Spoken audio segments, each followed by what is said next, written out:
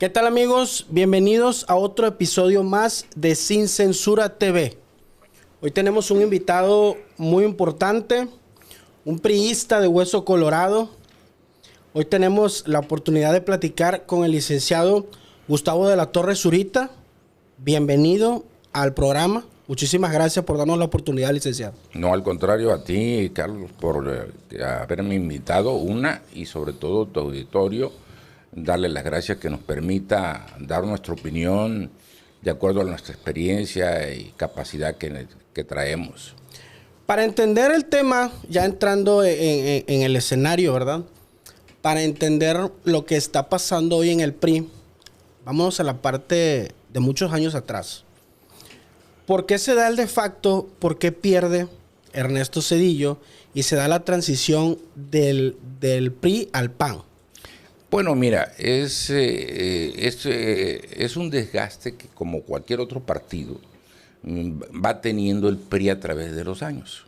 Ya venía trayendo acuérdate que se hizo la López, y ya había una inconformidad de la parte de izquierda, cuando se hace las pluris y se hacen los convenios para que tuvieran participación todos aquellos partidos que de alguna manera tenían votación, pero no ganaban una elección. Entonces, desde ahí ya viene la inconformidad y va creciendo el desgaste, y lógicamente que de alguna manera los años hacen que las promesas de la izquierda, que nunca hasta lo estamos viendo hoy, que nunca se cumplieron, porque no se podían cumplir, porque simplemente no existía ni el recurso ni la manera política de poderlo llevar a cabo. Entonces, la transición que se da con el PAN es una transición tersa, es una transición democrática. Al final y al cabo, las dos veces que ganó el PAN, las reconoció el Partido Revolucionario Institucional, fue parte de la democracia. Posteriormente, bueno, como es la historia, recuperamos con Peña Nieto, bueno, y el PAN reconoció de alguna manera la participación de la gente a favor del Partido Revolucionario Institucional, en este caso, ¿no? Pasamos del PRI al PAN, tarda 2 sexenios el PAN, así es. Recupera Peña Nieto. ¿Qué pasa de facto ahí? Igual el hartazgo, ya la sociedad no quería nada, o ¿cómo le dan la oportunidad al PRI de nuevo? Bueno, mira, yo creo que el hartazgo vuelve otra vez a señalar al PAN, ¿no?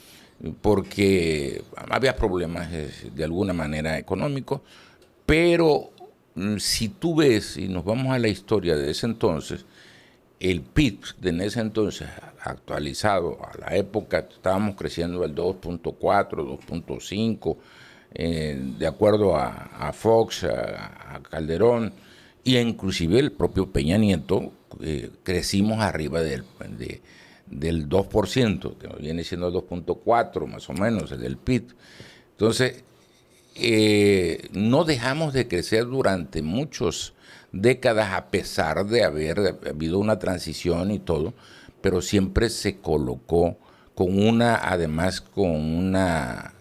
deuda manejable, con una deuda responsable, cosa que hoy el panorama es muy distinto. Hablemos del sexenio de Peña Nieto. Era una promesa muy importante, una promesa joven, todos tenían el respaldo de él. ¿El priismo en ese entonces estaba unido? Sin duda alguna. A mí me tocó participar en la campaña, e inclusive fui a Guerrero, y sí estaba unido, sin duda alguna, estaba unido. Lo que pasa es lo siguiente, ¿no? Bueno, se le dio oportunidad a mucha gente joven, entre ellos a muchos gobernadores, que posteriormente también hay que reconocer que fallaron. Y tan así que fallaron, que también fueron, hoy están purgando cárcel, muchos de ellos. Para ser exactos son 7, cosa que no se ha hecho con ningún otro presidente hacia el interior de su gobierno. O sea, depuró, Peña reconoció de alguna manera de que había habido malversación o de fondos o lo que tú quieras, de acuerdo a lo que los fueron demandados, y bueno, y se puso orden, pero lógicamente tuvo un costo político, y el costo fue la gran promesa que traía la izquierda de ¿cómo se llama?, de repartir recursos, que hoy nos va a costar muchas décadas levantar al país. Quien gane, estoy hablando de totalmente como ciudadano, quien gane va a estar muy complicado levantar al país. Empieza Peña Nieto con las reformas electorales, todos lo ven bien, empiezan, Peña va bien, Peña, o sea, sí marcaba un Luis Videgaray, un José Antonio Meade, un Ildefonso Guajardo, o sea, elementos que sabían por dónde iban, sabían cómo enfrentar y afrontar las diferentes situaciones que vivía el país en ese entonces. ¿Cuáles serían los errores y aciertos de ese sexenio? Yo creo que tuvo muchos aciertos, entre ellos la reforma energética.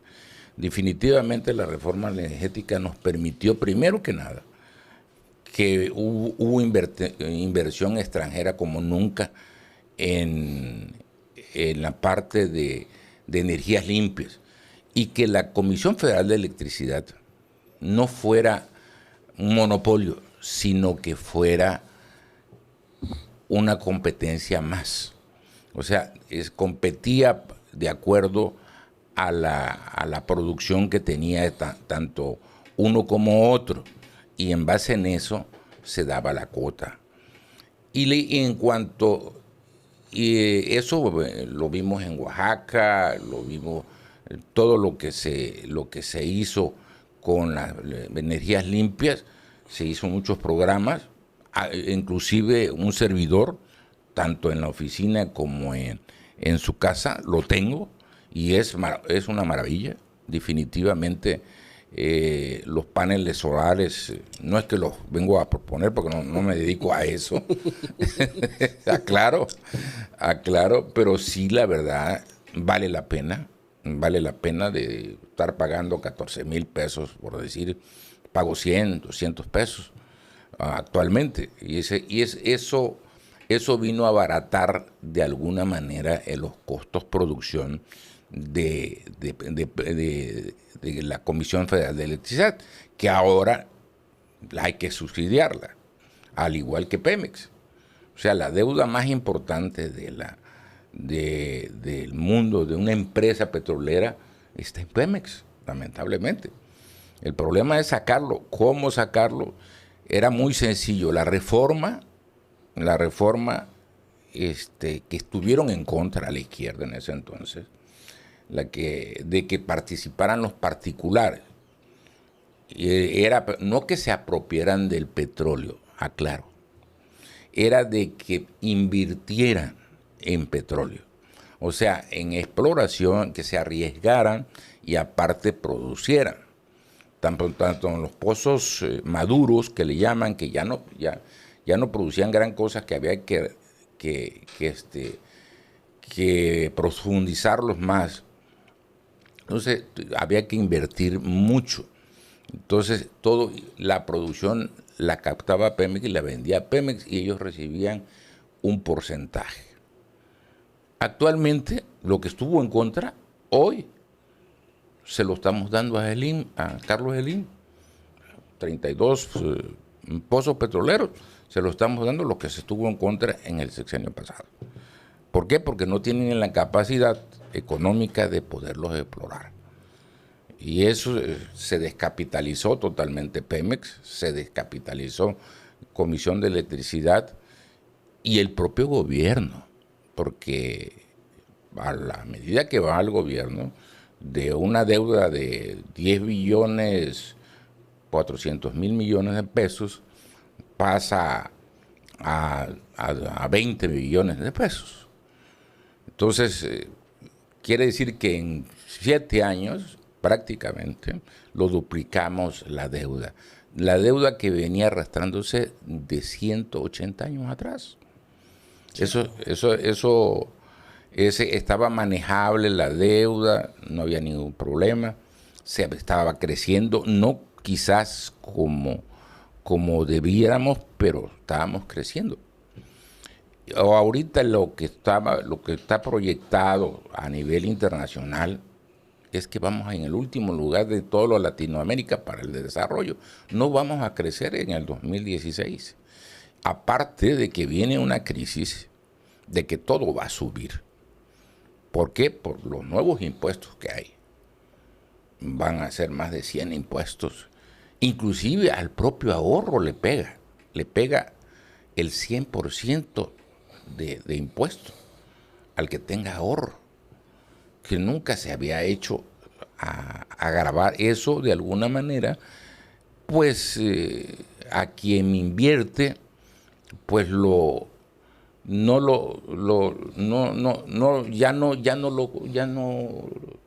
descalifica de alguna manera.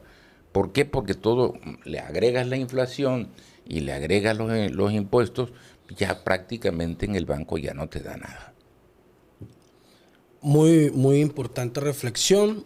Me comenta usted que la reforma energética fue un parteaguas muy importante en el sexenio de Peña. ¿Qué errores le vio a ese sexenio usted? Mira, siempre cuando se toma una decisión política, trae costos. Okay. Y trajo costos sin duda alguna. ¿Por qué? Porque la izquierda supo vender bien, eso hay que reconocerlo. Lo supo vender en su tiempo. Y la gente lo captó, porque de alguna manera no fue creando inconformidad, y la cual creó una esperanza ficticia, por decir. No podemos decir que bajó la pobreza a base de deuda, a base que no la vamos a poder sostener mucho tiempo. O sea, y quien sea, como lo dije anteriormente, quien llega al gobierno, ya sea cualquiera de los partidos, va a tener un problema muy grave. Tendrá que meter mucha mano dura en la parte económica para que pueda salir adelante. ¿En qué sentido? Lo que no funciona. A ver, yo pregunto a la ciudadanía, ¿en qué nos beneficia Mexicana? En nada. Es más, ni llega ni a Villahermosa tan siquiera. No nos beneficia en nada y tiene un costo brutal para la ciudadanía. ¿Por qué? Porque se deja de hacer obra, se deja de dar servicios primordiales, humanísticos, porque como es en el caso de los medicamentos, no puede ser posible que no tengamos medicamentos, que un niño no tenga para el cáncer. Es matador, anti-humano eso. Y eso ha traído y va a traer consecuencias muy graves, por la deuda y otro sin duda alguna, no estoy, te decía yo en corto, que no estoy en contra de los programas sociales del todo, pero debe de haber una norma, debe haber un reglamento. ¿En qué sentido? Quien que está jubilado y percibe una jubilación bastante importante, yo creo que no debe de tener derecho. Con todo respeto. Digo, ya, ¿por qué? Porque ya tiene con qué solventar su problema económico, tanto él o su esposa. Segundo, por decir, quienes perciben funcionarios o ¿cómo se llama? En este caso, empresarios, que yo conozco varios que los cobran, que perciben una cantidad X, yo creo que tampoco deben de percibir. Debe de hacer dárselo a quien realmente merece ese derecho. Dejarlo político. Yo hace unos años le propuse a un exgobernador lo siguiente, que se hiciera un manual de operaciones y se hiciera un convenio con la UNAM y LUJAT y que ellos hicieran los estudios socioeconómicos quienes tenían el derecho. Porque sí hay gente que lo necesita, sin duda alguna. Eso no me cabe la menor duda. Pero que se le diera ese tipo de gente para que la franja fuera un poco delgada y no afectara tanto al gobierno del Estado. Porque si no, te afecta grandemente porque dejas de tener la obra necesaria que requiere ya sea el municipio o el Estado, y que además genera obra, genera mano de obra, perdón, y aparte de eso hay una circulación de recursos en el comercio, y eso permite que haya fluidez económica en el Estado o en el país. Ok. Gasolinazo, Ayotzinapa, la Casa Blanca de la primera dama o el tema de Odebrecht. ¿Cuál fue el caso que más le impactó a Peña? Yo creo que lo que más impactó fue sin duda porque lo abanderó y que por cierto nunca se resolvió a final de cuentas lo de Ayotzinapa, sin duda, porque fue lo que más politizaron. Sí. Sí, lo que más se politizó allá abajo y todo lo que... Y a final de cuentas, hoy, después de 2 gobiernos, tenemos los mismos resultados. Sí, resultó que la verdad histórica resultó ser la misma que dejó el licenciado Enrique Peña Nieto. Así es. Y realmente, si analizamos de fondo ese tema, el gobierno, para mi gusto, no tuvo nivel en el entierro. Yo creo que ahí tienes toda la razón del mundo. Ellos adoptaron el problema por la circunstancia. Porque es la autoridad. Sí, claro, definitivamente. Coincido completamente. O sea, es la autoridad y es el deber de investigar y de llevar a cabo las cosas. Pero de eso, a mandarlo a hacer, claro. Eso, y que lo cual se politizó y se descalificó mucho, y que a la poste no hubo nada, como pasó con el aeropuerto. Sí, ahorita con el aeropuerto. Sí, fue un tema muy politizado. ¿Usted cree que Ayotzinapa fue el sexenio que ya marcó completamente una base para el nivel de votante y dijera, no, ya no podemos seguir otra vez el PRI? Yo creo que sin duda alguna es una de las partes que politizaron mucho y que sí pegó. Hay que reconocerlo, que sí nos pegó, aunado a otro tipo de cosas, ¿no? Pero a otras decisiones, ¿no? Y las cuales hay que reconocer que de alguna manera, vuelvo a insistir, que la izquierda la abanderó, pero no la resolvió a 7 años que vamos. Sí, sí. Aeropuerto de Texcoco contra la IFA. Bueno, está sencillo. El aeropuerto de Texcoco está avalado internacionalmente. Sí, sí, sí. No es cosa que el gobierno del país nada más lo haya hecho. Están los estudios necesarios para tal efecto. Entonces, se habló de corrupción. Yo pregunto hoy, ¿cuántos están presos? Después de 7 años que estuvo Pues 6 Andrés y ahora que va la presidenta. Yo quiero ver si hubo corrupción, bueno, que se aplique la ley. Está bien, eso es correcto. Pero ¿dónde está? Se dijo del AIFA una cantidad y se triplicó. Y se triplicó. Ahí hay una responsabilidad gubernamental. ¿Por qué? Porque afecta a la ciudadanía, afectó a una serie de factores, como ejemplo, los fideicomisos. Sí. Teníamos el Fondo Estabilizador con 270.000 millones de pesos más o menos. Teníamos el Fonden, teníamos el de salud, teníamos el de cultura, etcétera. Entonces, todo eso, ese recurso que estaba para emergencias, para equilibrar la moneda uno, otro para equilibrar los problemas de exceso de agua o de caso de catastróficos, de meteorológicos, pues hoy no los tenemos tan sencillo. Aparte de eso ya nos endeudamos. O sea, con una gran irresponsabilidad.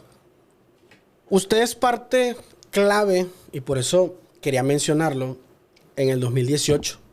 Tiene la oportunidad de apoyar el tema de la candidatura de Gina Trujillo.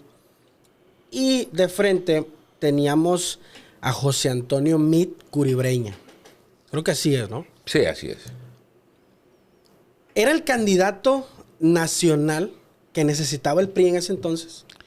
Para continuar lo que Peña había tenido, yo creo que sin duda. Yo tuve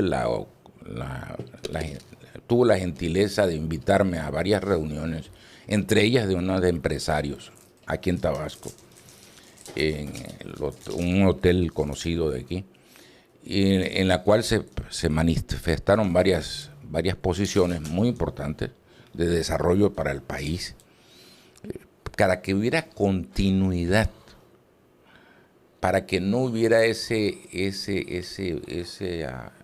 volteada y se siguiera capitalizando sin dejar a los programas sociales. Los programas sociales existían, 65 y más, y existía Prospera, y bajo ciertas circunstancias no tan abiertas ni constitucionales, pero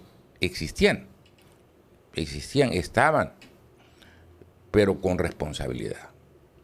Yo creo que Mites fue un buen candidato. No, aclaro, quizá no fue el hombre que fuera muy popular, pero un hombre que sabía de la administración pública, sin duda. Eso me queda muy claro. Y en cuanto a Georgina Trujillo, me queda muy claro una cosa. Si alguien que la conoce soy yo. Sí, no, claro. Es una mujer preparada, conoce el Estado, sabe qué hacer con el Estado. Yo lo platicamos muchas veces. Yo estoy seguro a esta altura todavía que hubiese hecho un extraordinario papel, porque... ¿Mejor que Adán? Totalmente, eso no está comparación. No está comparación, ¿sí? Definitivo, no está comparación. Es una mujer que le interesa el Estado, que le interesa el país, que no es una mujer que va con la corrupción. Hasta la fecha conozco las propiedades de ella, conozco qué es lo que tiene, y digo, ya ha sido presidenta municipal, ha sido senadora, ha sido diputada federal, etcétera, presidenta, y no tiene un capital solvente que digamos, o sea, lo suficiente que lo que le dejó su padre. Claro. Nada más. Fue gobernador del estado. Pero fue gobernador del estado. Así es. Así es. Y en una zona que ni está en Tabasco, ni nada de eso. Está en Chiapas. Y sin duda, para mí es una mujer que está muy completa. Lamentablemente, la popularidad hay que reconocer en este tipo de cosas también. en que traía el Andrés con Adán y una serie de gente, bueno, pues se perdió, pues. Lamentablemente se perdió. Pero no que haya sido el mejor. Y tan es así que jamás yo he conocido casi a todos los gobernadores de Tabasco de la última década.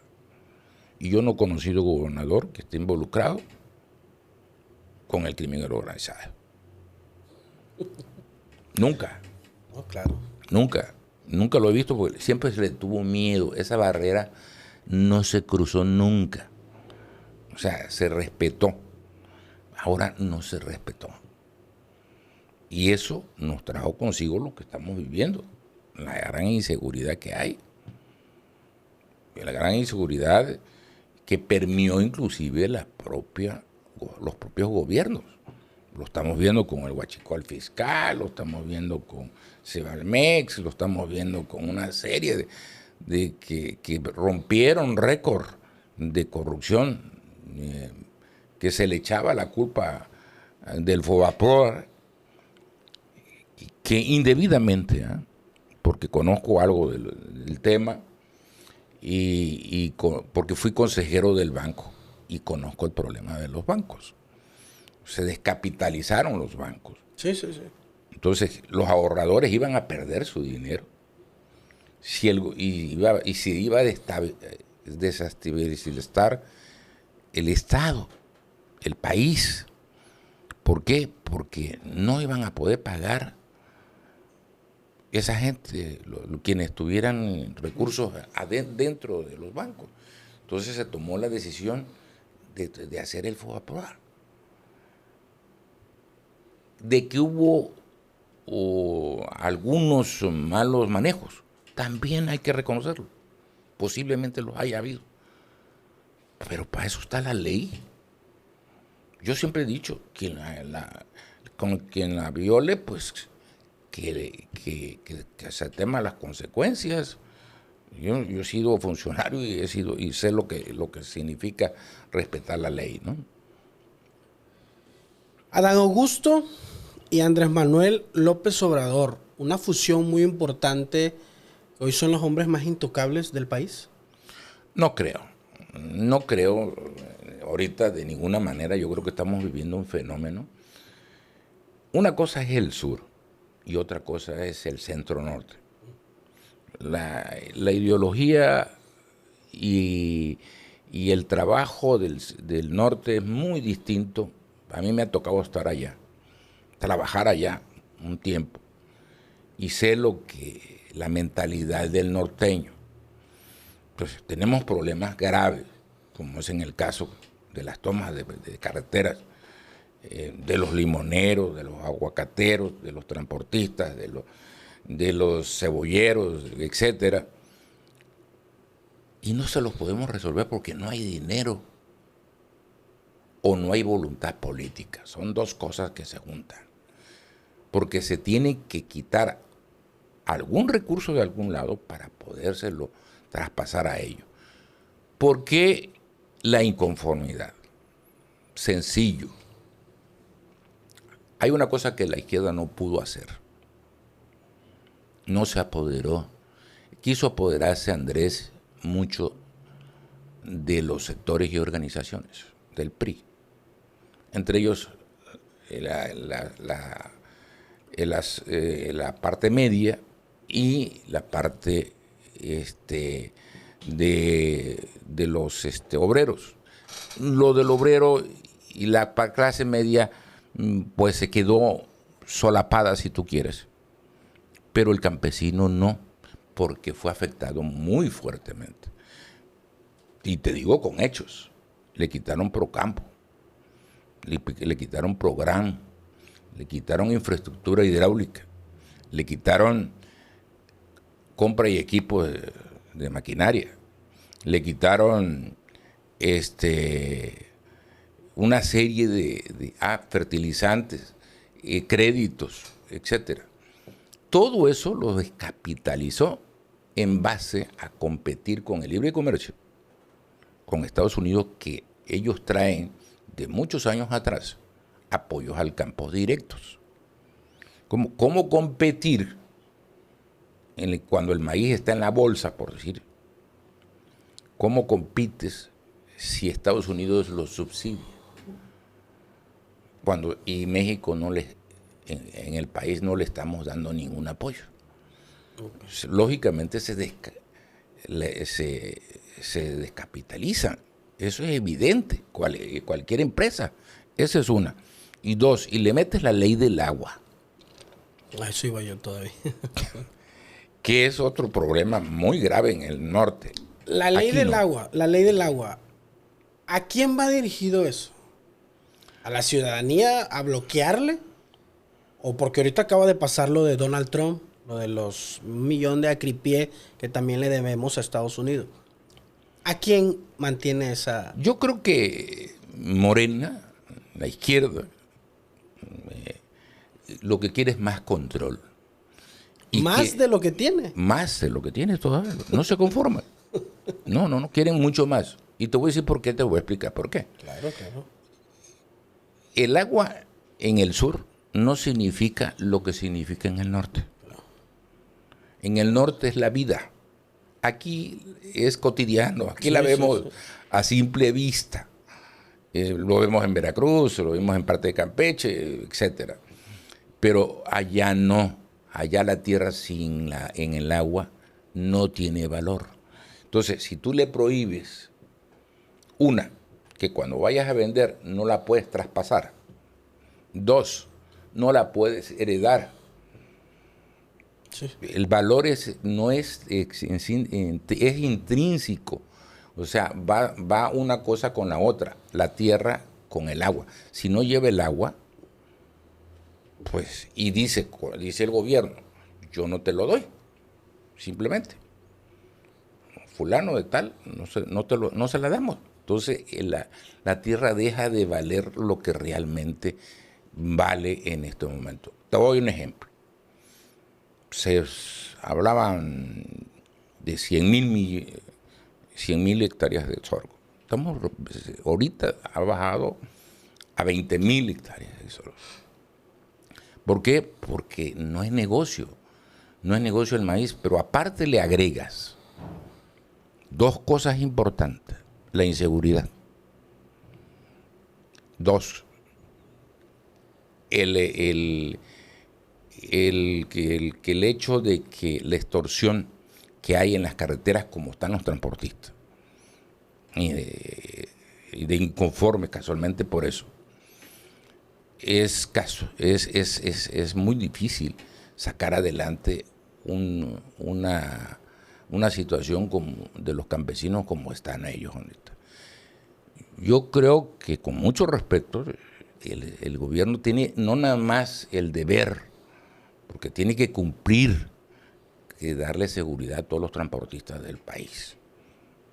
Y más a los productores. ¿Cómo es posible que ya le siembren minas a los productores por si no pagan ¿cómo se llama? La cuota? No puede ser. No puede ser. O sea, de por sí el campo... hay un dicho muy viejo que dice, aquí en Tabasco se dice, el ganadero vive como pobre y muere como rico. Porque al final dice, cuando ya mueres, dice, no, dejó tal cosa y dejó tal cosa, pero viviste muy, muy modesto, pues. O sea, esa es la verdad. Y si alguien conoce la ganadería de Tabasco, soy yo. Sí, claro. Y porque soy una parte de ellos, pues, y sé el problema que hay. Que no se ha resuelto completamente. ¿Cuál de todos? Ese es el punto. Sí. El problema de la ganadería, una es que no se le ha inyectado lo que se le debe de inyectar, mejorando la calidad de pastura, el método, y 3, que se ha pulverizado la tierra. Si tú hablamos de la Chontalpa, casi la ganadería ya desapareció. La ganadería realmente está en Huimanguillo, Tenosique, Balancán, Conota y algo de Macuspana. Y de ahí en fuera son muy pocos. Inclusive ya el centro está muy pulverizado. Ya no hay ranchos. O sea, tú vas a la isla, por decir, que es una de las zonas más ricas del estado y cercana, ya está toda poblada, semipoblada. Entonces, ya no producen nada más que para ellos, si al caso. Pero sí, es muy complicado la situación. ¿Morena es realmente el nuevo proyecto o es el PRI sin colores? Bueno, mira, muchos priistas que reconozco también,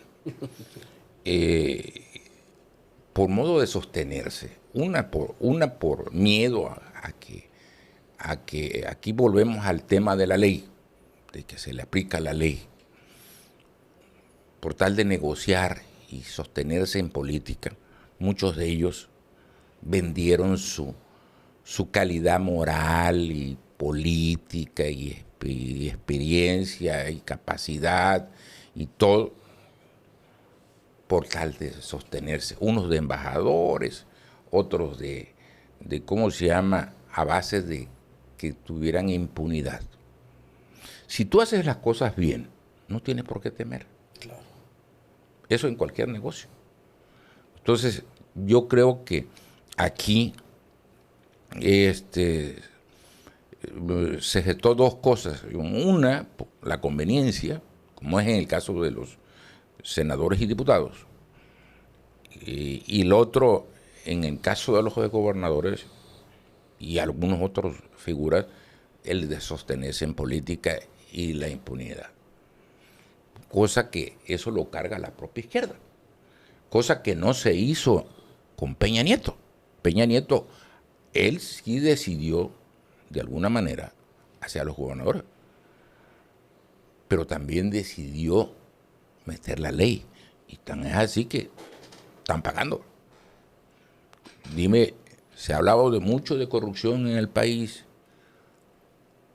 Señálame 2 o 3 personas, 2 o 3 gobernadores o 2 o 3 secretarios que estén procesados. No están.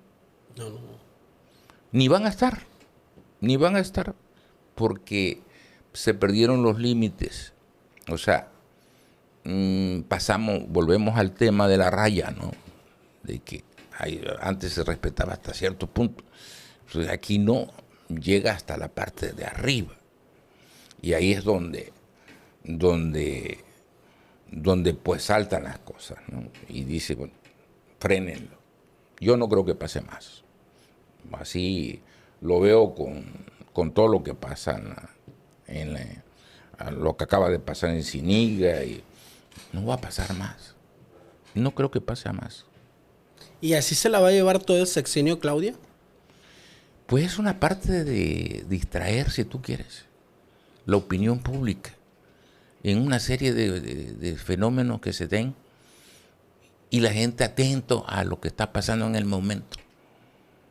Si no nos ponemos a pensar más allá de... Por eso la política es un arte. ¿Por qué es un arte? Porque quien le gusta la política tiene que empezar un poquito más adelante del hombre promedio. 1, 2, y tiene que pensar por el Estado, por su municipio, por su país. Entonces, la conveniencia de que más adelante, a muchos nos interesa pasar a la historia como una gente buena, una gente que hizo prueba. Te doy un ejemplo, porque Carlos Madrazo todavía sigue vigente. Fue un hombre visionario, hay que reconocerlo. Ahí está la UJAT, ahí está la Ciudad Deportiva, ahí están las mejores avenidas, los Paseos Tabasco, Paseo de la Sierra. Fue un hombre visionario, sin recursos, ¿eh? Está el malecón. Correcto. Y, o sea, y así las obras más emblemáticas de Estado de Tabasco las hizo Carlos Madrazo Becerra. O sea, fue un hombre visionario, fue un hombre que de alguna manera sí le inyectó la modernidad al Estado, sin duda alguna. ¿Andrés Manuel pasó a la historia?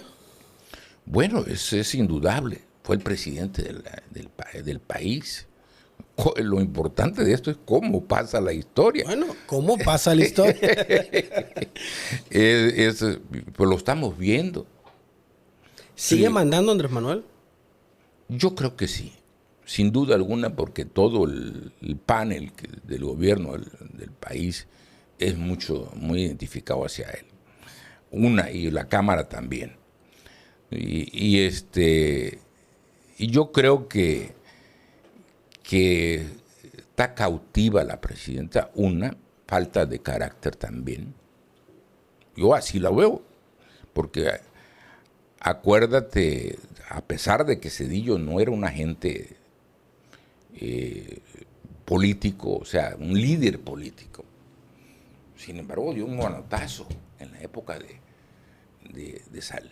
Saliendo Salinas, acuérdate, Sí, con sí. el hermano Con Raúl Salinas. con Raúl Salinas, y dijo, aquí mando yo, Y lo metió a la y cárcel. lo metió a la casa. Sí, sí, sí. Es correcto. Eso, o sea, y yo creo que es lo que necesitamos ahorita, por un lado. Y por otro lado, hacer un análisis económico de qué no funciona y qué no funciona. Y lo que no funciona, pues quitárselo, porque es quitarle un peso encima a la ciudadanía, quitarle un peso de encima a los estados, a los municipios. Tan simple. Dime una obra importante en el estado. Tenemos un año y no tenemos. Estamos en que queremos volver a remodelar otra vez Paseo Tabasco con un crédito de 3.800 millones de pesos. Para el Estado eso significa un peso extraordinario. Entonces, porque no hay visión, no hay visión de Estado. Volvemos a lo mismo. O sea, se requiere visión de Estado y no la hay. Hoy, 2025, poco antes de 2 semanas que cierre el año, ¿qué queda del PRI? Mira, queda el Partido Revolucionario Institucional, te voy a decir una cosa, tiene un voto duro, que eso no lo podemos negar a nivel nacional, no es cuestión de nada más del país, de aquí del Estado. Y eso, aunado, yo creo que el 2026 va a ser definitorio. La inconformidad va a ser brutal, porque todo va a subir. Eso es evidente, lógico. Los impuestos van a subir. ¿Quién los va a pagar? Los va a pagar el empresario, no los va a pagar el empresario. Los va a trasladar a quien lo compra. Así es. O sea, eso es evidente. Entonces, vamos a ver que las dávidas que está dando el gobierno federal, vas a ir al supermercado y no te va a dar para nada. Y ahí vas a encontrar. Eso aunado en la inseguridad, pues vas a tener un contraste de problemas bastante importante. O sea, eso va a crear más inconformidad como la que hay en estos momentos en el norte. Y es cuando los partidos tienen que ofertar. Esa es una. 2, creo que es importante tanto a nivel local como a nivel nacional. Yo siempre he dicho que la unidad hace la fuerza. Y está de por medio primero el país y el Estado. Necesitamos unificarnos todos en pro de un buen proyecto que nos garantice la gobernabilidad y el desarrollo del Estado de Tabasco. ¿Cree que eso pueda funcionar? El fusionar. Siento, Ya lo intentaron, una alianza. PAN, PRI y PRD y pues ahí están las consecuencias. bueno, mira, eso depende de los acuerdos. O sea, ¿a qué me refiero? Si los acuerdos nada más se hacen cupular, no funciona.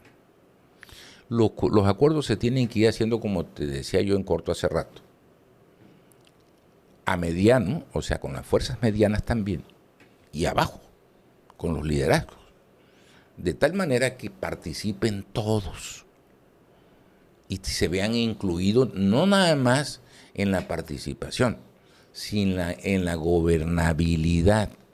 O sea, bueno, no fui yo, pero está fulano que lo conozco y que me va a ayudar en los trámites del ayuntamiento o del Estado, etcétera. O sea, ya sea de un partido o ya sea de otro. Si lo vemos a título personal, no vamos a ir ahí muy lejos. El problema se va a agravar mucho más. Mucho más, yo así lo veo, lamentablemente, espero equivocarme. Yo quiero equivocarme. Claro. Porque por el bien del país y del Estado, pero las deudas no se pueden negar, aunque las nieguen en lo público, en lo privado está ahí están las cuentas. Y tan es así que ahí están los datos, es cuestión de meterse al portal de Hacienda y ver el PIB y cuánto estamos creciendo y cuánto crecimos en la deuda, ¿no? Ha sido irresponsable totalmente. ¿El PRI recupera algo? Yo creo que si hacemos volvemos a lo mismo, yo creo que no es cuestión nada más del PRI, yo creo que es cuestión de todos los partidos, no de todos, de la mayoría de los partidos que no van con Morena, aclaro. ¿Por qué? Porque está de por medio, vuelvo a insistir, el país y el Estado. Que vayamos con candidatos que sean competitivos, una. Dos, que haya alianzas verdaderas que nos permitan llegar a acuerdos. Y tres, hacer un plan de gobierno a corto, mediano y largo plazo que nos permita realmente hacer el desarrollo. Que no prometamos lo que no podamos hacer. O sea, si seguimos prometiendo y dando lo que venimos haciendo, si tú debes X cantidad y prestas en otro banco el doble y después el triple, llega el momento, ya sea como persona física o como gobierno, que las puertas se te cierran, tan sencillo como eso. Y ya te dicen, bueno, ya, no puedes porque no tienes la capacidad de pago. Y entonces hay tres factores cómo hacer dinero. Una, más impuestos, que lo único que generan es desempleo y inflación. Y la otra es deuda, que ya la hemos platicado bastante, y la otra es recorte. Yo creo que aquí se puede hacer muchas cosas con mucha responsabilidad, pero tiene un costo político para quien llegue, ¿eh? Un costo político como en el caso de que, bueno, Mexicana, ¿qué vamos a hacer con Mexicana que nos cuesta y no trae ningún beneficio? Gas, bienestar, te diré, el Tren Maya puede ser, pero concesionarlo o que entre una gente a capitalizarlo y cuando menos no le cueste al gobierno del país. Porque el AIFA, ni se diga, es un problema ya añejo, que yo creo que eso va a terminar en una base militar, porque ahí está la base militar, porque el problema de que existe es que no se hizo los estudios necesarios y no se puede sobrevolar sobre el mismo techo que el Benito Juárez. Entonces, lógicamente, el problema está ahí. Y con el problema de Estados Unidos, de que le sale muy caro llegar al AIFA, el de carga sobre todo. Carísimo sale. Carísimo. Carísimo. Está del otro lado del... O sea, fue hecho con con la verdad, sin ningún estudio, como se hizo todas las cosas que Andrés hizo sobre la marcha, y eso no puede ser así. Un gobierno tiene que hacer los estudios necesarios, sí, para darle vialidad de tanto física como económica, y ahí darse cuenta si sirve o no sirve un proyecto. De tal magnitud, yo hubiese preferido, por la supuesta corrupción que se hablaba del aeropuerto, haber acabado con la supuesta corrupción y seguir adelante. Y ya estuviera inaugurado eso, tiene tiempo y estuviera funcionando. ¿Desde cuándo? La cancelación nada más salió 300,000 millones. 300,000 millones. La cancelación. La cancelación. O sea, aparte, todo lo que costó el aire. Así es. Sí, entonces salió brutal. Peor eso. Eso fue brutal. Fue brutal esa cancelación, porque además no hubo responsables de nadie. Sí. Que lo tanto que se dijo, todas esas cosas que la gente compró, porque hay que reconocerlo, pues lo compró como un hecho de que sí había corrupción y que aquí, que allá, pero bueno, yo te digo, a 7 años no hay nada, sí, no hubo nada. Y sí hay una gran deuda, una gran irresponsabilidad en ese sentido. Alianza PRI-PAN. Ya vimos los resultados, vimos que no funciona o sí funciona, o a lo mejor, como dice usted, no era la manera de. Cambia la dirigencia del PAN y dice el PAN, ya no vamos a ir con el PRI. Bueno, ¿qué le queda al PRI? De nuevo. Yo creo que todo partido está en la posición de estirar la liga, ¿no? Claro. Y es parte de eso, de que estiran la liga para llegar a acuerdos. O sea, yo no creo que el PAN sea un irresponsable de ir solo. Yo creo que lo que tenemos que buscar es un buen candidato o candidata que nos permita ser competitivo, ya sea del PRI o del PAN o de la sociedad civil. El problema está en que abanderemos un candidato que nos permita ganar. ¿De qué nos sirve tener 2, 3, 4, 5 candidatos que nadie gana? O sea, ¿por qué? Porque se divide el voto. Se divide, y al dividirse el voto, pues lógicamente nadie gana nada. Entonces, sí, yo creo en las coaliciones. Tan es así que se ganaron ahora en Guanajuato, ¿no? Sí. Como te he dicho. Y se han ganado cuando hay coaliciones, cuando se busca realmente al candidato o candidata idónea.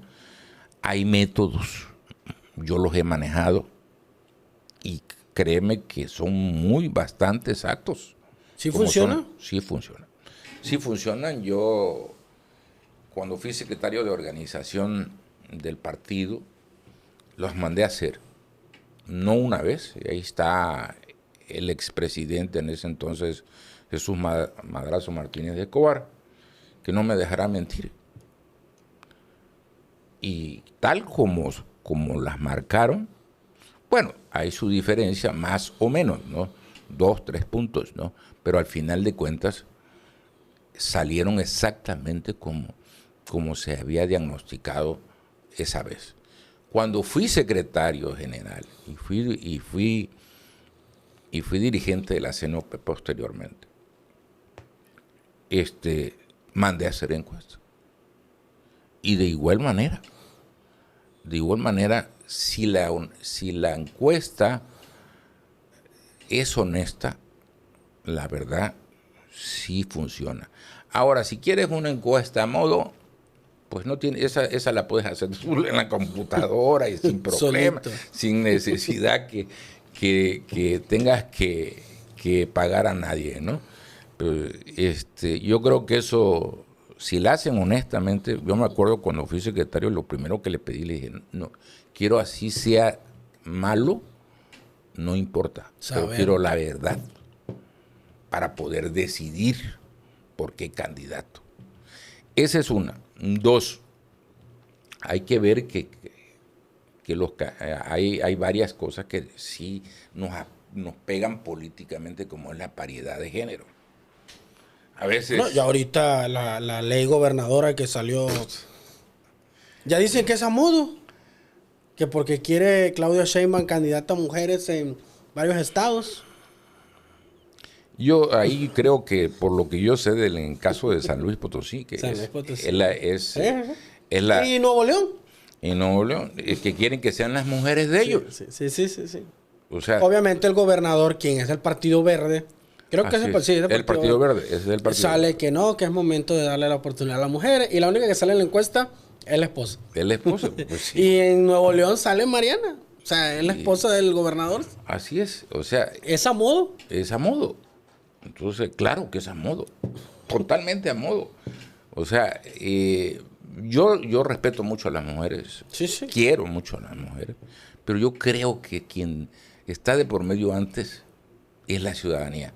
A mí me tocó decidir, siendo presidente, y a veces lamentablemente no te puedes ir por el mejor.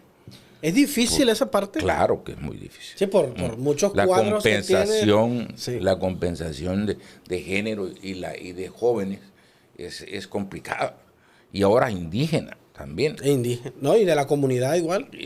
Así es. Entonces, ya eso, cuando están lo quieres equilibrar como gente que vas a decidir, es un problema grave. ¿Por qué? Porque tienes un hombre o una mujer en primer lugar y te toca ahí decidir que sea el segundo en lugar del primero.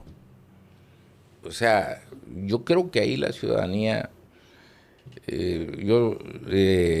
tiene que decidir por quien debe ser, ya sea mujer o ya sea hombre.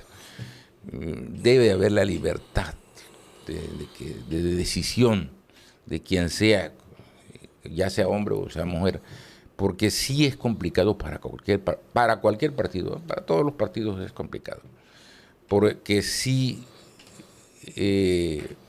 eso es una, y lo otro es que se aunan las tradiciones. Dice, bueno, regularmente el que quiere ser candidato también manda a hacer sus propias. Claro. Y dice, bueno, yo estoy en primer lugar y me mandan y no me la dan, me voy a otro lado.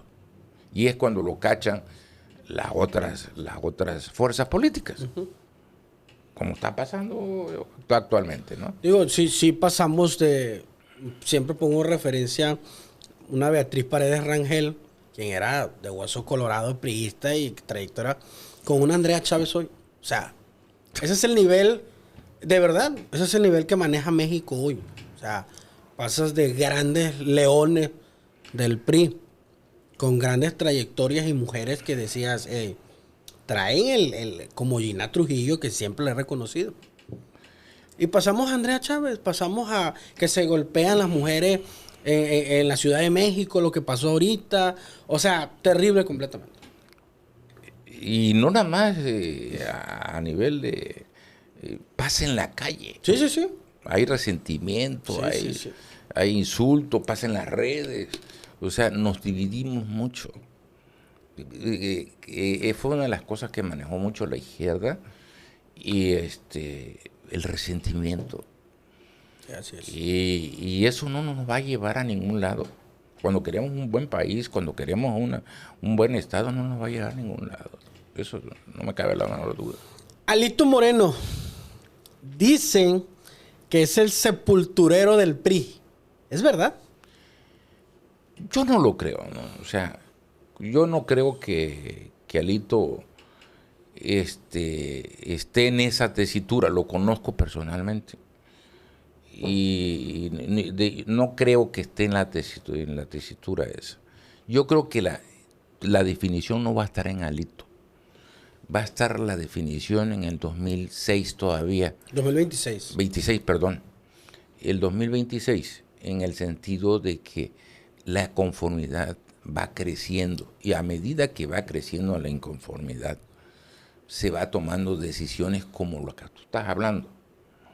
Ahorita estamos hablando de la Manso, y con una casi presidencial, como en el caso de la que acabas de mencionar, que tuve el honor también de conocerla, y fui coordinador de su campaña aquí, por cierto, cuando fue presidenta al partido, y fui su representante en el proceso interno, y la conozco perfectamente muy bien, y es una señorona. Sí. Conocedora, no nada más del Estado, sino a nivel internacional, porque también fue embajadora. Sí. Muy buena carrera política, la verdad. Excelente, una gente honesta, bastante honesta, nunca estuvo sancionada por ninguna... Una gente que con mucho respeto, y que lamentablemente pues, tenemos a esta muchacha Manso, que bueno, fue objeto sin duda, y es lamentable, eso no tiene vuelta a Dios. Es un crimen artero, reprobable desde todo el punto que lo veas, ya sea hacia el crimen organizado, ya sea por donde haya venido, pero la verdad yo lo veía un crítico que de alguna manera llegó a estar incómodo. Y la incomodidad para muchos, tanto para quienes extorsionaban como para aquellos que pretendían en lo político, etcétera. Y bueno, degeneró en lo peor que pudo haber degenerado, que en el fallecimiento. Bueno, y crece la figura de esta muchacha y no sabemos todavía qué pase, ¿no? Pero porque política, un suceso puede marcar la diferencia. Es correcto. Si yo le preguntara a Gustavo de la Torre Zurita, ¿cuál sería su candidato ideal?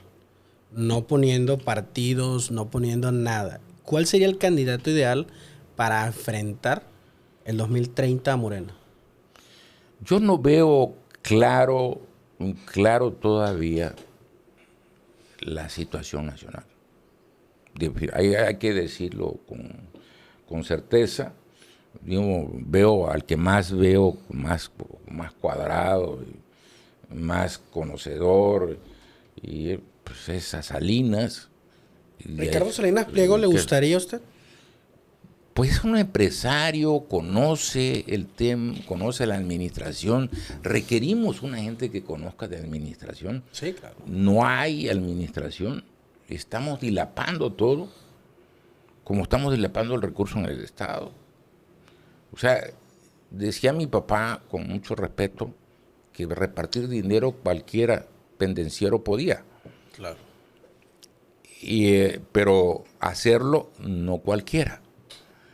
Entonces, captar el dinero no es tan fácil como regalarlo. Entonces, sí trae, lamentablemente, en la gente se identifica con el recurso, pero va a llegar el momento en que, está llegando el momento ya de hecho, y lo estamos viendo en la parte norte, de que las cosas nos van a inconformar, no nos va a dar el recurso. Es tampoco ni a nivel gubernamental, ni a nivel poblacional. Porque vas a ir a un súper y lo que te dan no te va a valer para nada, no te va a servir para nada. Y eso, ahí es cuando viene el desgaste sucesivo de cualquier partido, ¿no? De la falta de buena administración. Lo que está haciendo Claudia hoy, a un año de gobierno, ya vimos su aprobación bajó 40%. ¿Le va a pegar en el 2027? Sin duda. Y tan es así que lo estamos viendo. Mira, si tú haces una comparación de hace 2, 3 años atrás, en redes, no te podías meter y no podías opinar. porque todo el mundo estaba enclaustrado en defender al gobierno. Ahorita entras y es una cosa apabullante lo que se dice de ella, no lo que dice Gustavo Latorre, no, lo que se dice de ella, porque la inconformidad del norte, de no nada más de unos cuantos, son miles de productores, y tal el problema de la liquidación de la corte, que cómo es posible que tú hagas una elección como la que se hizo yo traigo pruebas ahí de los dichosos los acordeones. La Suprema Corte de Justicia, la elección. La elección. Sí, ahí tengo, a mí pasaron repartiéndolos ahí en mi oficina. Y hagamos ese tipo de responsabilidad como es la Corte, y no hagamos la programación de la liquidación de esa gente que salió. Claro. Y ahí la está parada. Hacemos otro programa que no le veo el caso de haberlo hecho tampoco, como es el médico en tu casa o algo así. Sí. Que lo único que te dan es la receta.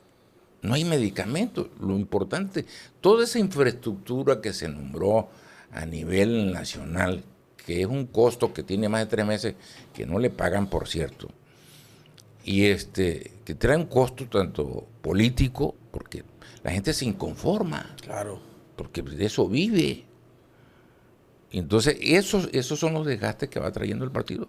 Sin duda alguna, le va a pegar. En el 2027, se juega la Cámara de Diputados, es la más importante del país. Yo creo que la gente está despertando. ¿Será? Eso lo estamos viendo en el norte. Es que ahí lo vamos a ver en el 2027. ¿Qué va a pasar si pasa lo contrario? Que resulta que votan por Moreno otra vez. ¿Qué pasa? Ahí para mí sería sorpresivo. Claro. Para mí sería sorpresivo porque sí ha crecido el descontento. Y eso se tiene que traducir en votos. No tiene la menor duda. Y no tengo la menor duda que tenemos que... Lo importante de esto es que la inconformidad se traduzca en votos, que a veces la ciudadanía es apática. Eso hay que decirlo también. Sí, claro. Tenemos un gran abstencionismo a veces en el país, y tan es así cuánto es el padrón y cuánto votamos. Sí. Casi la mitad. Y en Estados Unidos, que sí le dan valor agregado, el nivel de votantes es extremadamente... Porque sí, claro. Es la potencia del mundo, pero aparte de ser la potencia, tiene una serie de cosas que los afectan directamente al ciudadano. Y entonces, pero hay una cosa importante. En Estados Unidos hay continuidad, ya sea republicano o ya sea demócrata. Yo he estado en Estados Unidos y conozco algo de eso, y hay uno de los factores más importantes que hay en Estados Unidos, que el gobierno que entre, hay una continuidad. Hay variaciones en algunas cosas, pero ajustes, pero no hay en lo medular, no hay. Por eso es la potencia del mundo. Claro. ¿Por qué? Porque por eso nosotros tenemos unos cambios bruscos. Hablamos de la derecha y que de la izquierda, cuando ni hay de derecha ni hay de izquierda, ni sabemos qué cosa es la izquierda. Muchos no saben ni lo que es la derecha. Claro. O sea, la mayoría, te puedo decir que gran parte exceptuando del gremio de la clase media, que es el que más conoce. ¿Por qué? Porque él es el que tiene más acceso a la ciudadanía, al que vende, al que hace comercio, etcétera. Es la gente más pensante. Por eso se dice que en los países socialistas y comunistas es mejor tener los pobres todo el tiempo, porque están sujetos a lo que el gobierno les dé. Sí. Lo mismo que pasó en Cuba, que está pasó en los países socialistas de Rusia, y Y yo creo que ya se está acabando el sistema por lo mismo, porque no dio para más, no dio para más. Y yo estuve en Cuba y sé cómo vive la gente. Ahora, no hombre, debe estar súper peor, ¿no? Al grado de que, bueno, ahí las tiendas solamente los turistas pueden comprar. Sí, sí, sí. Y se ha degradado mucho la sociedad en vista de ¿cómo se llama? De que no hay comida, no hay recursos. Y entonces, pero no es de ahorita, de muchos años atrás. ¿Por qué? Porque tienen una planificación de que le daban una tarjeta. Y a eso llegó. Y eso es lo que no podemos permitir en México, ni en Tabasco menos, de que lleguemos a planificar, que dependamos del gobierno, de ninguna manera. El hecho que debemos ser críticos con el gobierno y también debemos ser positivos con el gobierno. Mira, si Morena lo estuviera haciendo bien, en estos momentos yo diría que lo estaba haciendo bien. Yo lo reconocería, no como militante, aclaro, como ciudadano, lo reconocería. ¿Por qué? Porque, pues, bueno, se estaban haciendo cosas buenas y eso es bueno para el desarrollo del país.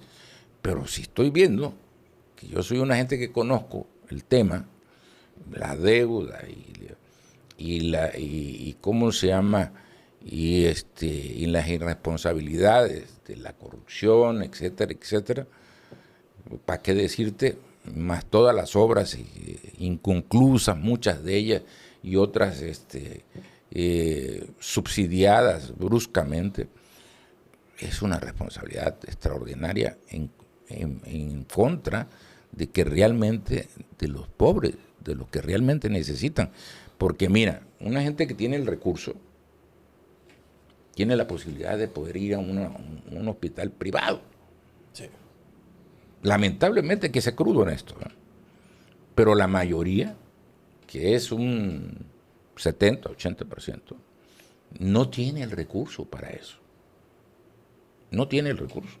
Por lo tanto, requiere del apoyo del gobierno.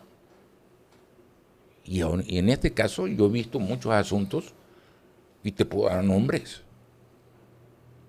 Oscar Garrido, un señor que para que lo operaran tardó 3 años. Hablé con el director, que es mi amigo a la fecha, del Juan Gran. Hablé con el subsecretario, hablé con el con el que es secretario ahorita, que era en el Calderón, en ese entonces, para que le conseguí en lo privado los artículos que requería para los tornillos y no sé qué otras cosas más, y los análisis, etcétera. Y aún así, no había doctor. Por cierto, nada más hay un traumatólogo que es cubano. Imagínate, 2 veces lo tuvieron en quirófano y las 2 veces lo sacaron y lo mandaron a su casa. Y te puedo dar varios ejemplos. El hijo de un agente de Gil Pérez, un muchacho que se accidentó, se fracturó la clavícula, en la mano, creo que fueron 3 fracturas. Lo tuvieron 3 días y lo mandaron a su casa en una ambulancia. ¿El seguro popular era mejor? Totalmente. Digo, no era el mejor. No era el mejor. Pero claro, no estaba... No teníamos los problemas que tenemos hoy. Definitivamente el popular, tenías acceso, tenías... ¿Por qué hay desabasto de medicina? Sencillo, cuando tú los recursos los utilizas, como en el caso volvemos al tema, de subsidiar al Tren Maya, de subsidiar a Mexicana, de subsidiar. Entonces, el gobierno le da prioridad a las obras paranoicas del anterior sexenio y no le da el valor agregado al sector salud. Yo diría humanístico. Bueno, humanístico, tiene razón. Porque eso ya no implica nada más. El gobierno tiene que tener prioridades. Yo creo que 3 prioridades principales. Educación. Ya estamos malísimos. Mal, perfecto. Bueno, ya no, para qué comentarlo, ¿no? Pero el desarrollo y la otra sería lo que es salud. Es la primordial. O sea, sobre todo en un país como el nuestro, en un país donde la mayoría requiere de ese tipo de recursos. Está acostumbrado además. Mira, yo he visto cómo se ha ido desarrollando, por decir, desde el Juan Gran viejo hasta el Juan Gran actual, los regionales que se hicieron en Balancán, en Comalcalco, en Cárdenas o en Manguillo, etcétera, donde yo acudía a muchos de ellos varias veces en el plan de visita, y tenían todo, tenían inclusive quirófano. Hoy quienes padecen de cáncer tienen que ir a Campeche, tiene años. No sabía yo eso. Sí, los mandan a Campeche porque allá les dan la radiación. Quienes requieren de radiación los mandan a Campeche porque no le dan mantenimiento al equipo. Ese es el problema. Ese es el nivel que tenemos hoy. Ese es el nivel que traemos hoy. La verdad que es muy lamentable y no fácil de salir, porque estamos enclaustrados en muchas cosas y se requiere decisiones muy firmes, tanto en el Estado como en el país. ¿Y en qué sentido? En que le demos prioridad a la obra pública, a la salud y a la educación. Si no hay esos 3 elementos, yo creo que no hay avance. No hay avance, las nuevas generaciones no van a tener dónde trabajar. Hay desempleo, traemos problemas también con el tratado, ahora el Tratado de Libre Comercio. 2026. ¿Cómo vamos a estar viendo, tenemos el socio más importante del país, del mundo como es Estados Unidos y aunado Canadá? ¿Cómo nos vamos a regalar el petróleo cuando nosotros no tenemos ni tan siquiera medicamentos? Digo, con mucho respeto, si resuelve el problema Cuba con eso, que sería bueno, pero no lo resolvió, no lo resuelve. Y así y a Centroamérica le dimos sembrando vida, cuando nosotros en el país requerimos recursos. Yo siento que primero está el país, y con mucho respeto a todos los demás. Ya se les da otro tipo de trato que no sea, pero primero está el país. Y para mí es primordial el país, porque eso significa estabilidad, significa desarrollo, significa avance, en síntesis, que no lo tenemos. Y si no, yo te hago veo un desarrollo nuevo de interés social casi.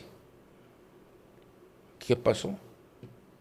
Sí lo hay, pero lo hay ¿por qué?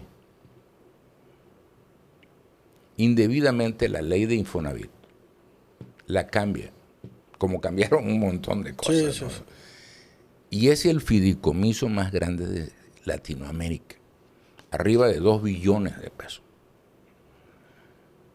Y esa administración queda en ellos ahora. Ellos se los están dando a gente que tiene 2 salarios mínimos con un costo. Imagínate tú que un costo, ellos van a absorber la mitad. Entonces se va a descapitalizar la Infonavit. O sea, cuando menos el capital que tenía de antaño, que venía ahorrándose no nada más de un sexenio, ni de 2, ni de 3, venía desde mucho más atrás. Hasta ahora ya lo están decidiendo, están disponiendo de ese recurso, parte de ese recurso. Entonces, por lógica, una institución tan importante como es el Infonavit,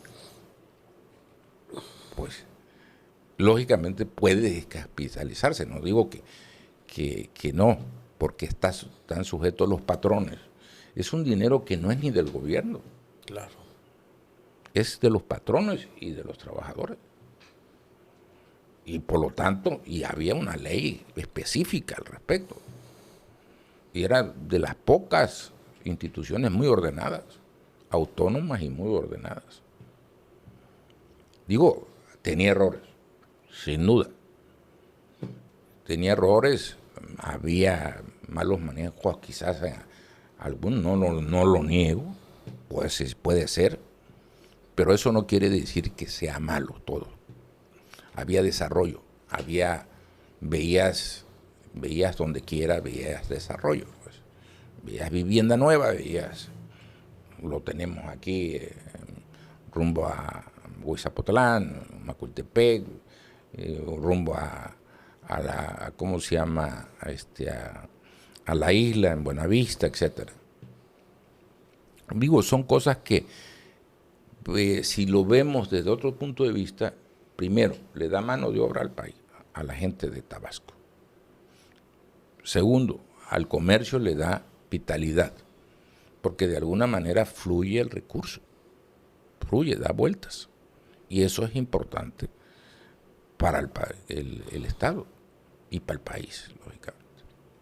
Licenciado Gustavo de la Torre, me dio muchísimo gusto tener esta gran conversación con usted. De verdad que ya queríamos un elemento priista que nos dijera, ¿quién mejor, verdad?, de que decirnos las cosas a como son. De verdad muy agradecido con su participación en este podcast y los micrófonos quedan abiertos, ¿eh? Hoy no sabemos lo que va a pasar, el 2026 está cerca, el 2027, y van a salir muchos temas más del cual podamos platicar mucho más, señor. Yo creo que primero nada, muy agradecido de tu parte, tu amabilidad, y ha sido una entrevista bastante buena. Yo creo que es importante que vayamos haciendo conciencia, no nada más desde el punto de vista de medios, sino como ciudadanos, claro, de lo que realmente está pasando y cómo estamos. No lo que digamos que no debemos, cuando sí lo debemos, quienes sabemos que estamos. Hace un rato me decías que has entrevistado, todo el mundo han coincidido. Entonces, han coincidido por una sencilla razón, porque eso es lo que... Los datos duros no se pueden negar. Claro. O sea, ahí están. Y entonces tenemos que actuar con responsabilidad, sin duda alguna. Muchísimas gracias, licenciado, por su participación. Pues, gracias a ti, gracias al auditorio, por todo la amabilidad en la cual te has conducido, y que además ha sido una charla muy fructífera, creo yo. Creo que ha valido la pena la plática, y espero que no sea la última vez. No, claro que no, los micrófonos quedan abiertos, licenciado. Muy amable, gracias. Amigos, muchísimas gracias. Este fue el episodio de hoy. Apóyenos, porfa, en el tema de redes sociales, compartiendo nuestras publicaciones, Sin Censura TV, TikTok y Facebook también, Sin Censura TV. Muchísimas gracias, y este es el episodio de hoy. Muchas gracias, amigos. Muchas gracias, licenciado. Gracias.